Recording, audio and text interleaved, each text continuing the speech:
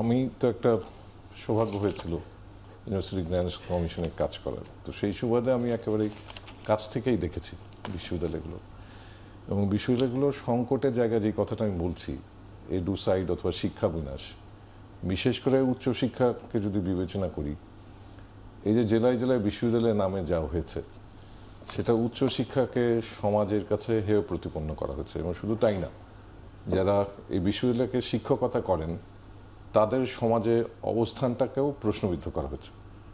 এবং আমি বেশ কিছু উদাহরণ দিতে পারবো কেন আসলে আমি এই শিক্ষা বিনাশ কিংবা এডুসাইডের কথা বলেছি। এটা ভিন্ন অর্থে প্যালেস্টাইনে ইসরায়েলের যে বিশ্ববিদ্যালয়গুলো যে ধ্বংস করেছে, সেটার মধ্য দিয়ে এডুসাইড শব্দটা অনেক জনপ্রিয় হচ্ছে। এটা প্রেক্ষাপটটা ভিন্ন হলেও মানে উচ্চশিক্ষা নিয়ে মানুষের যে একটা চিন্তার জায়গা, সেইটাকে আসলে কিভাবে বিনষ্ট করা হচ্ছে, জাস্ট একটা উদাহরণ দিলেই আপনি বুঝবেন।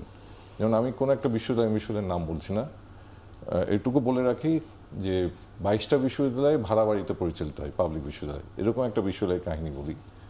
আমি একটা স্টুডেন্টকে জিজ্ঞেস করলাম, ভেটেরিনারি সায়েন্সে পড়ছে, যে আপনারা আসলে ওদের কোনো ল্যাব নেই, তাই বলে আপনারা প্র্যাকটিক্যাল কীভাবে করেন?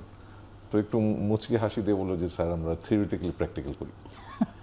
এবং শুধু তাই না, মানে শিক্ষকরা গ্যারেজে বসেন এবং আমরা হলের গণরুমের কথা জানি, কিন্তু আমরা কি জানি সব ভাড়া বিশ্ববিদ্যালয়গুলোর শিক্ষকরাও গণরুমে বসেন? মানে যেই রুমে আসলে 4 জন বসার কথা, ওই রুমে অ্যাটলিস্ট 10 থেকে 15 জন বসেন, কোথাও কোথাও 20 জন বসেন। এবং মেয়েদের যে হোস্টেল, সেটা একটা স্কুলের হোস্টেলে ভাড়ায় পরিচালিত হয়। মেয়েদের হোস্টেলের নিচে হচ্ছে ভ্যাট অফিস, তার কোনো নিরাপত্তা কর্মী নাই, এবং কতটা অনিরাপদ অবস্থায় স্টুডেন্টরা থাকছেন। ওটা অবশ্য পরবর্তীতে আমরা পরিদর্শনের পরে আমরা এই বিষয়ে যখন প্রশ্ন তুলি, পরবর্তীতে পরিবর্তন করা হয়, কিন্তু এগুলোর কিন্তু আমরা দেখেছি। এবং বিশ্ববিদ্যালয়ের সংখ্যা আপনি যদি দেখেন, 1921 থেকে 2008 পর্যন্ত যত সংখ্যক বিশ্ববিদ্যালয় হয়েছে, 2008 থেকে 2024-25 পর্যন্ত বিশ্ববিদ্যালয়ের সংখ্যা কীভাবে বেড়েছে। এবং এটা পৃথিবীর অন্য কোথাও হয় কি না যে বিশ্ববিদ্যালয়ের কোনো অবকাঠামো নেই, ভাড়া বাড়িতে আপনি হচ্ছে বিশ্ববিদ্যালয় করছেন। এবং ভাড়া বাড়িতে বিশ্ববিদ্যালয় অবস্থা যাই হোক, খুবই আরও আমার কাছে এটা খুব কৌতূহল তৈরি করে, আমাদের যে ভিসি মহোদয়রা, ওনাদের যে অফিসটা কিন্তু বেশ মানে অন্যরকম, মানে সেটা বিশ্ববিদ্যালয়ের সাথে মিলাতে পারবে না। ওনাদের ভালো একটা গাড়ি সরকারের তরফ থেকে দেওয়া হয়, ভিসি প্রভিসি, কিন্তু শিক্ষক এবং শিক্ষার্থীদের শিক্ষা গ্রহণ এবং শিক্ষা দানের জন্য যেই ধরনের অবকাঠামোগত সুবিধাদি থাকা উচিত, তার কোনো কিছুই কিন্তু নাই। এখন মুশকিলের কথা হচ্ছে যে আমাদের পপুলিজমের পলিটিক্সটা তো আমাদের এখন খুবই ডমিনেন্ট, যার ফলে আমাদের রাজনীতিবিদ এবং যারা এখন বিভিন্ন অঞ্চলে বিভিন্ন আসনে এমপি হিসেবে আছেন, সবাই তার যার আসনে কিংবা তার জেলায় এক একটা বিশ্ববিদ্যালয় চান। এবং এটা আমার কাছে খুবই মনে হচ্ছে যে শিক্ষকদের জন্য এটা খুবই ইনসাল্টিং, যখন একজন ভিসিকে নিয়োগ দেওয়া হচ্ছে, ওনার বসার জায়গাটা পর্যন্ত নেই। এবং আইন করা হচ্ছে, বিশ্ববিদ্যালয়ের আইন করার পরে বিশ্ববিদ্যালয় অবকাঠামো নির্মাণ না করে বিশ্ববিদ্যালয়ের আপনার একাডেমিক কার্যক্রম শুরু করার চাপ চলে আসে। অথচ বিশ্ববিদ্যালয় এই ভিসি নিয়োগ দেওয়ার আগে আসলে একটা প্রজেক্ট ডিরেক্টরকে নিয়োগ দিয়ে এটাকে প্রজেক্ট হিসেবে অন্ততপক্ষে ন্যূনতম অবকাঠামোগত যে নির্মাণ কাজটা শেষ করে আসলে বিশ্ববিদ্যালয়ের একাডেমিক কার্যক্রম শুরু হওয়া উচিত। এরকম পরিস্থিতি কিন্তু এক্সিস্ট করছে। এবং এখনও 22টা বিশ্ববিদ্যালয়, এবং সাম্প্রতিক সময়ে আমরা ঠাকুরগাঁ বিশ্ববিদ্যালয়কেও দেখলাম তাদের কার্যক্রম শুরু হতে যাচ্ছে এবং উপাচার্য মহোদয়কে নিয়োগ দেওয়া হয়েছে ওনাকেও। কিন্তু এগুলো আসলে উচ্চশিক্ষা কি, মানে উচ্চশিক্ষা আসলে কি? যার ফলে রাজনৈতিক দলগুলো এবং যারা আগের সময় ছিলেন জেলা জেলায় বিশ্ববিদ্যালয়ের নামে, ওনারা আসলে জেলায় জেলায় রাজনৈতিক যে আধিপত্যটা, যেখানে ওনাদের ছাত্র সংগঠন থাকবে জেলা পর্যায়ে বিশ্ববিদ্যালয়গুলোতে, এবং ওর মধ্য দিয়ে তাদের আধিপত্যটা নিশ্চিত করবে, নিয়ন্ত্রণটা নিশ্চিত করবে।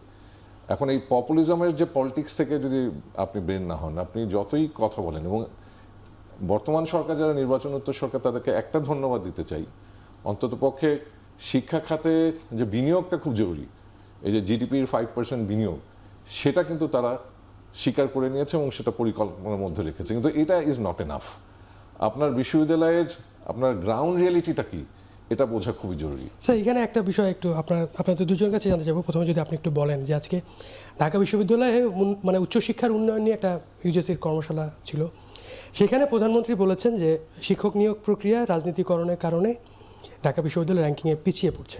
অন্যান্য বিশ্ববিদ্যালয়গুলোর চিত্র নিশ্চয়ই অনেকটা একই রকম, মানে আপনি কিভাবে দেখেন, আর কি কি সমস্যা আছে আসলে? এটা তো একমাত্র কারণ না, এটা অন্যতম কারণ। এবং এটাও ঠিক যে শিক্ষক যদি ভালোভাবে নিয়োগ না হয়, সেখানে শিক্ষার প্রসার এবং গবেষণার কাজটা আসলে আগাবে কীভাবে সেটা, বাট এটাই সামগ্রিকভাবে এটাই একমাত্র কারণ না।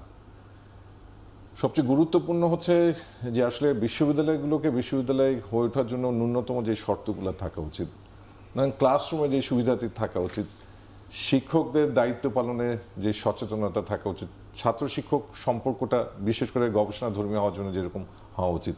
এই যে আমাদের বিশ্ববিদ্যালয়গুলোতে অনেক বিশ্ববিদ্যালয় আমরা বলি অমুক স্কুল অফ পিএইচডি, মানে ওখানে পিএইচডি ডিগ্রি দেওয়া হয় অর্থের বিনিময়ে। এবং অনেক সময় একজন দেখছে যে আমি 4টা সেন্টেন্সও প্রপারলি লিখতে পারছে না, উনিও না আমার আগে ডক্টরেট। এই যে আমাদের অ্যাডভান্স রিসার্চ ডিগ্রিগুলো দেওয়া হচ্ছে, বিশেষ করে বিশ্ববিদ্যালয়ের র্যাঙ্কিংয়ের আলাপে খুব গুরুত্বপূর্ণ হচ্ছে তার অ্যাডভান্স রিসার্চ ডিগ্রিগুলো, এবং অ্যাডভান্স রিসার্চ যারা করছেন তাদের কি অবস্থা দাঁড়াচ্ছে পেশাগতভাবে। এবং আমাদের কোনো বিশ্ববিদ্যালয়ে অ্যাডভান্স রিসার্চ ডিগ্রির জন্য আলাদা ব্যবস্থাপনা আছে কিনা, পিএইচডি কিংবা এমফিলের জন্য আলাদা ব্যবস্থাপনা আছে কিনা, কিংবা পিএইচডি স্টুডেন্টদের সিরিয়াসনেসটা নিশ্চিত করার জন্য যেই ধরনের সুপারভাইজার থাকা উচিত, এবং পিএইচডি রিসার্চের জন্য যেই ধরনের অবকাঠামোগত, বিশেষ করে লাইব্রেরি ফ্যাসিলিটিস, আমি যদি ডিপার্টমেন্টে কাজ করতে চাই রাত 8টা পর্যন্ত, আমার খাওয়ার ব্যবস্থা আছে কিনা, একটা মানে সভ্য একটা প্রতিষ্ঠানে যেই ধরনের ব্যবস্থা থাকা উচিত একটা শিক্ষক শিক্ষার্থীর জন্য, গবেষকের জন্য, সেই ধরনের ব্যবস্থাগুলো কিন্তু একেবারেই নেই। উপরন্তু যেটা খুব গুরুত্বপূর্ণ, যে কথাটা বললাম, যে আমি সুপারভাইজার হিসেবেও আমার যে দায়িত্বটা ঠিকমতো পালন করতে পারা উচিত। খুব কম সুপারভাইজার আছেন নিশ্চয়ই, কিন্তু খুব কম সুপারভাইজার।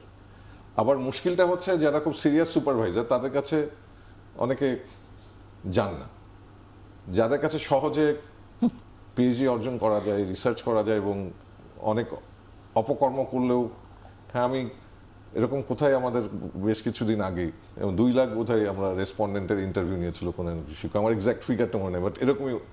তো এরকম সুপারভাইজারের মাধ্যমে তো এটা আসে, এবং এগুলো আবার একাডেমিক কাউন্সিলে পাশও হয়, এবং কিভাবে পাশ হয়, এবং ভুল টাইটেল নিয়েও একাডেমিক কাউন্সিলে, এবং সেখানেও কিন্তু রাজনৈতিক পরিচয়টা খুব গুরুত্বপূর্ণ হয়ে যায়। রিসার্চারের রাজনৈতিক পরিচয়, কে সুপারভাইজার, উনি যদি রাজনৈতিকভাবে খুব শক্তিশালী হন, যার জন্য বিশ্ববিদ্যালয়গুলোর ক্ষেত্রে যেই সমস্যাটা হয়, আমাদের যারা ব্যবস্থাপনায় থাকেন ওনারা শিক্ষা ব্যবস্থাপনা না করে অনেক ক্ষেত্রেই দলীয় রাজনীতি ব্যবস্থাপনা করেন, যার ফলে এই সংকট থেকে আমরা আসলে বের হতে পারি না। যার ফলে এটাকে শুধুমাত্র শিক্ষক নিয়োগ না, শিক্ষক নিয়োগ তো অন্যতম কারণ।